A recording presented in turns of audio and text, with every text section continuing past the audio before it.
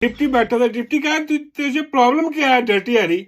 हर किसी को जिसको भी हम उठाते हैं तू उसको नंगा कर देता। तू इतना बेशरम बेगैरत हुआ क्या? क्या हुआ? तू क्यों नंगा करते? तेरे दिमाग में क्यों बैठा हुआ कि नंगा नंगा नंगा?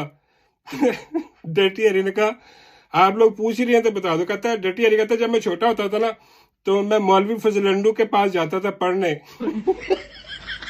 कहता फजलंडू रोज मुझे नंगा कर देता था और मेरा मुंह भी दीवार की तरफ कर देता था। कहता शुरू शुरू में मुझे बड़ी शर्म आई, फिर कहता मैं आदी हो गया, फजलंडू को खुश करना था। कहता वहां से मुझे आदत पड़ी नंगा होने की।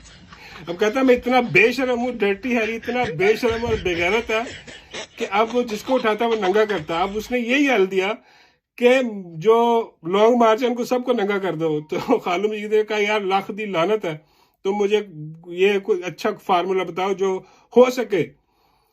डर्टी हैरी ने कहा सर जी फिर खुद नंगे हो जाओ मीडिया पे चले जाओ। बल्कि मैं कहता सारे नंगे हो गए मीडिया पर चले जाओ। डिप्टी टून बैठा हुआ था। डिप्टी ने कहा हम तो पहले ही नंगे हुए पड़े हैं और कितना नंगे हो अवाम के सामने। बिल्कुल अलिफ नंगे हैं हम। अवाम जान गई है कि हम कौन है और हम क्या कर रहे हैं। डिप्टी ने कहा सर जी सब छोड़ें, आखिरी बात मैं बताता हूँ। खालू मजीद ने कहा बताओ। डिप्टी कहता है सर जी 2-4 ट्रक चर्च के जहाज में लोड करवाए, जड्डू चार्जर को जहाज में बिठाए, चलो बेल्जियम चलिए यहाँ आप गुजारा नहीं ਹੁਣ आवाम ने साढ़े गले फड़ने ने सर जी निकलो और डिप्टी